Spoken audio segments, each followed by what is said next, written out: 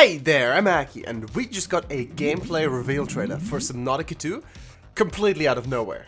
And I think there's some stuff you might have missed. Now, I'll get into why we got this now and why it's 2026 for early access at the end of the video. But for now, let's take a look at the first thing we see. This destroyed Altera base, I think, could just be the inside of the welcome center that we were shown a few days ago. Now, obviously, what are we being welcomed to? Well, I have an idea. I'll get into that in a few minutes. First, we see the Altera Cicada branch logo pop up. Now, this is clearly a subsection of Altera, but what is it about? I've seen people speculate that it's a holiday or vacation branch, which doesn't really seem to fit for Altera in my opinion, and there are also some other issues with that, which I'll talk about in a few minutes as well. Next, we are in a shuttle accident. This seems oddly familiar, but I guess it's a good thing we're keeping close to the original Subnautica staples. Now, when we are thrown against the window, we see what looks like a dead body out there? I'm not entirely sure, and I keep also looking for hidden Easter eggs or secrets in this shot, which it just feels like there should be, but I can't find any. If you can, let me know in the comments down below.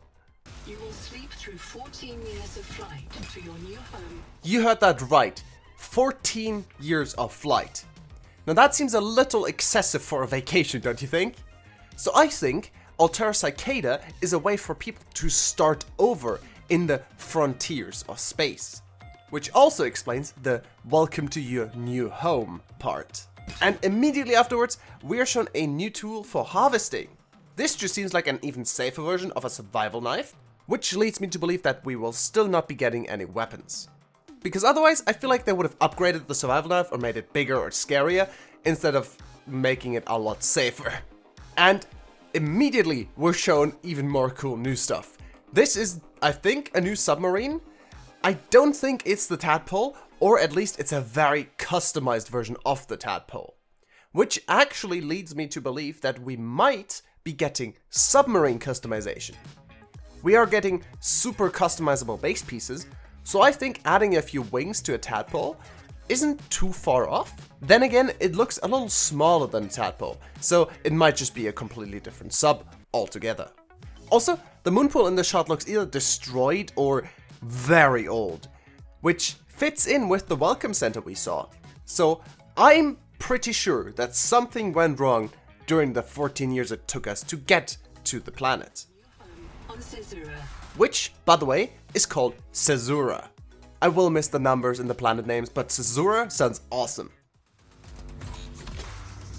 We encourage you to nurture your dreams. Close your eyes. Take a deep breath. What is that? It looks like a creature living just above the water, but to me that doesn't make a lot of sense even though it's an alien planet. So, what if instead this is an organically engineered transport vehicle? We know DNA editing will play a huge role in the game, so who says Altera hasn't figured out how to make synthetic life, or at least bio-vehicles? When you wake up, your new life begins. We then get a closer look at the scanner, and it's basically confirmed that we get a map of everything around us that we can scan, which is gonna be a huge help. Now, I am a huge fan of this funky double fish thing we got going on here, where the fishes stick together to form a bigger fish, probably to ward off predators that think they're too big to eat. I love this. We also get another look at the fish from the teaser images here, and I think this is a good point to mention that this is a gameplay trailer. That means this is all captured in-game, not rendered. And it looks absolutely fantastic. Now, what is that? It looks like a giant version of the fish we saw at the beginning and have seen in all the teaser trailers. Why is it so big? You think this might have something to do with the genetic engineering? I would be really excited if we get to make giant fish. Now here we get another look at base building, which is definitely much more customizable than in Subnautica 1. But honestly, I think it lost some of the aesthetic charm in my opinion. It's a lot chunkier and blockier than the sleek tubes and rooms from the original game. And hey, there are no more hatches, we can just swim right in. Now this customizable lighting is huge. It'll make for some really cool interiors. I just hope it won't be too hard on your graphics card. We then get a closer look at fabricating and the wake makers. And it looks like it will indeed just be a Seaglide replacement, which I'm all for. Now I know I said I didn't think there would be any weapons, and I don't think this is a weapon.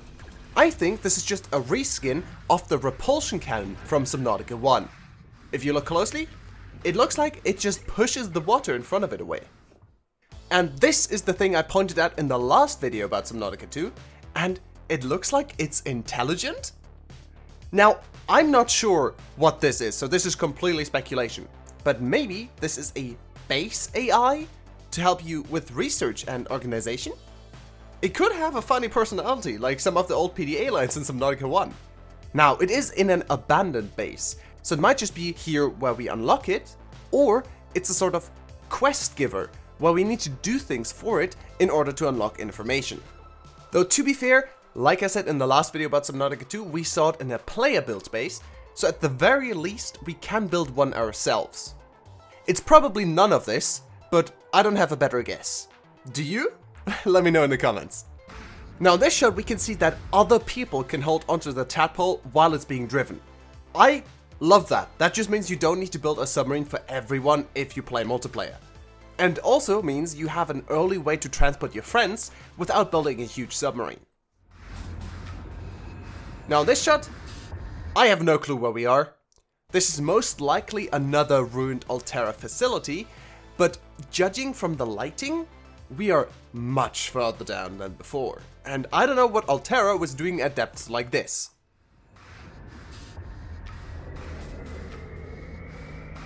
And there he is.